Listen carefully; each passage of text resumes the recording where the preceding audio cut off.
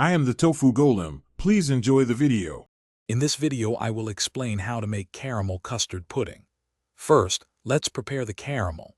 You'll need about 1/2 cup of sugar.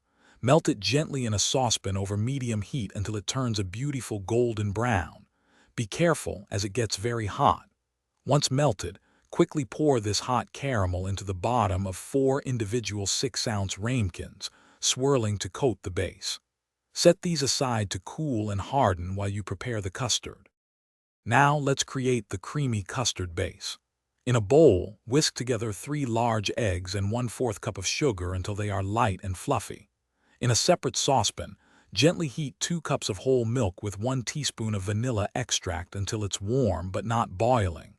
Slowly, and while continuously whisking, pour the warm milk into your egg mixture. This tempering step prevents the eggs from scrambling, ensuring a smooth custard. With your custard mixture ready, carefully pour it into the ramekins, filling them almost to the top. Next, arrange these ramekins in a larger baking pan. Now, pour hot water into the larger pan, ensuring it comes about halfway up the sides of your ramekins. This creates a gentle water bath, which helps the custard cook evenly and prevents cracking. Bake this at 325 degrees F for approximately 45 to 55 minutes.